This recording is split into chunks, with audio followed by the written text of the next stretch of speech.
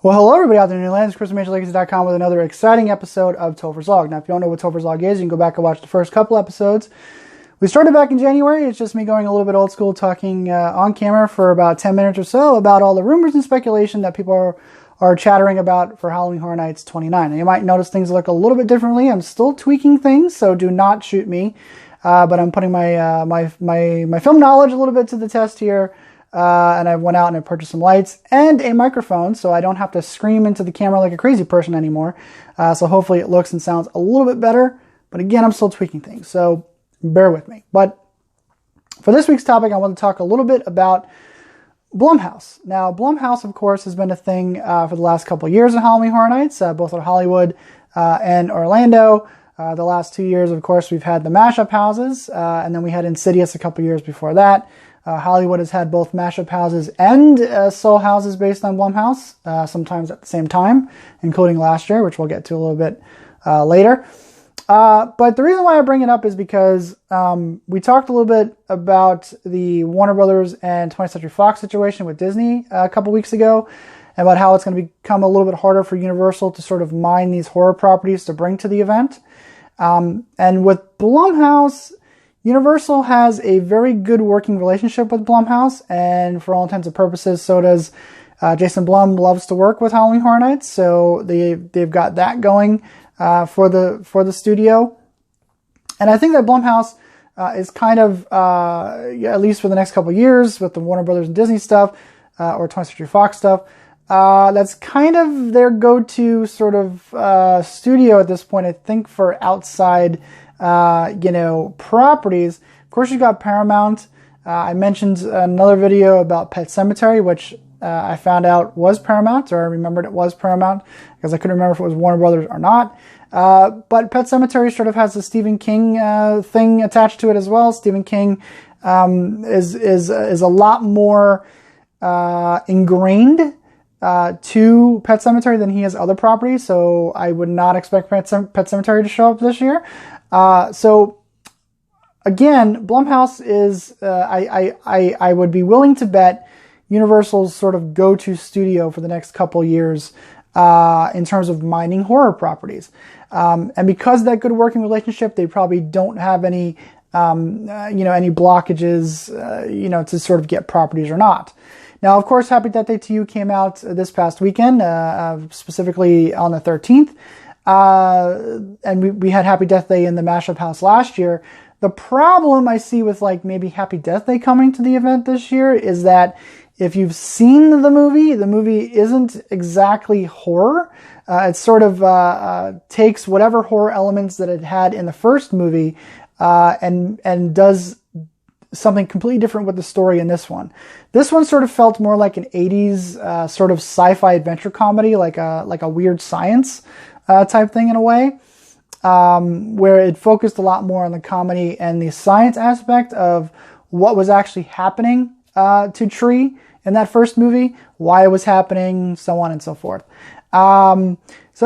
It's weird because as much as I like Happy Death Day, I don't know and see how it could really translate to Halloween Horror Nights this year, because there's just not a whole lot of horror in this sequel. Now, we had Glass come out as well. I mean, Glass, again, isn't exactly a horror property. It's less horror than Split was. Split was kind of a thriller, sort of old school throwback Shyamalan in a way.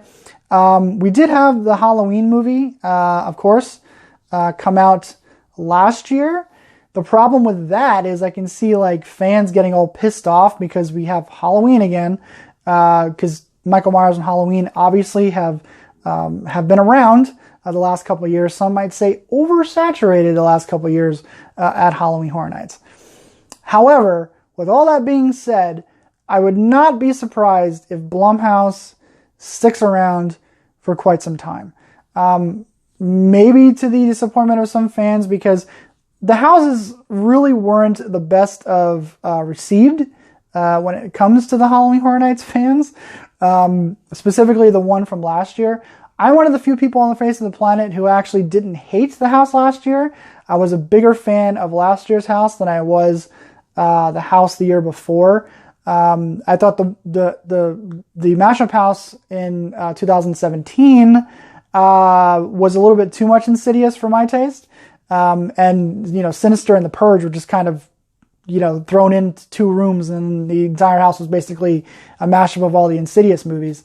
The other aspect that I find interesting is that last year and the year before, Hollywood did a mashup house, but they also did a standalone Blumhouse property. So last year they had the first Purge as its own thing, but they also had their mashup house, which was, I believe, Happy Death Day, and wasn't Happy Death Day, was it the year before? But I know Truth or Dare was in the house last year, but I can't remember what the other one was. Unfriended, yes, I think it was Unfriended. Truth or Dare and Unfriended in their mashup house last year. Happy Death Day, I believe, was the year before. I have to go back and relook at that, but I believe that was the case. I don't know if a standalone Blumhouse property plus a mashup property would really go over well here in Orlando. I mean, we did The Purge. Obviously, there were circumstances with that house because it wasn't supposed to be The Purge. But we already had like a standalone Purge house, and that didn't work. And I know fans are kind of sick of The Purge itself. So, what else do you do in terms of like a standalone property? I haven't really looked at Blumhouse's lineup for this year, so I'm not quite sure what they have, coming out for it, or coming out for the studio this year. I mean, like I said, you can do Halloween, but fans would probably be pissed off. I wouldn't be surprised if Blumhouse does show up this year, we get like a mashup of like Halloween, maybe the Purge TV series, and Happy Death Day to You. So maybe they go back to the 3 sort of movie format of the Blumhouse from the year before.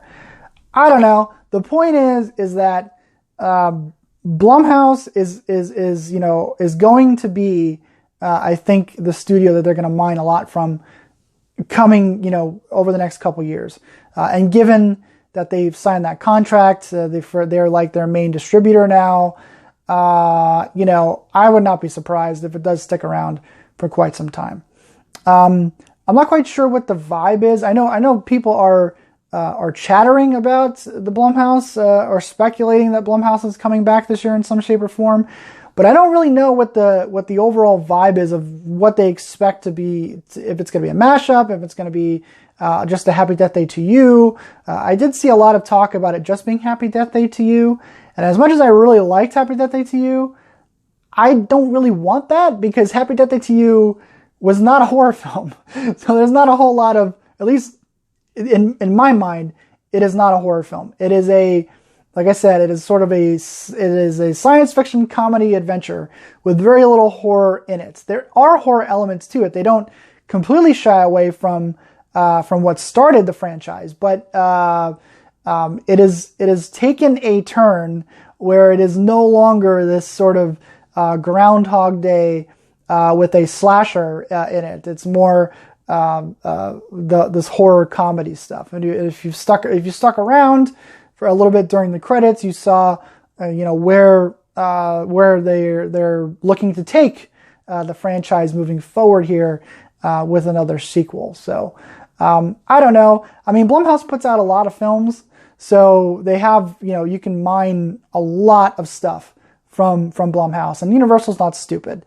They're gonna, if they're gonna continue with the IP route and things like that, Blumhouse is kind of their go-to stuff at this point. So I would not be surprised if it sticks around for quite some time. But anyway, guys, that's it for me this week. Again, bear with some of the experimenting going on. But I hope it looks and sounds a little bit better. And like I said, I'm not shouting into the camera anymore, so that's a good thing. But anyway, guys, until next week, I will talk to you then.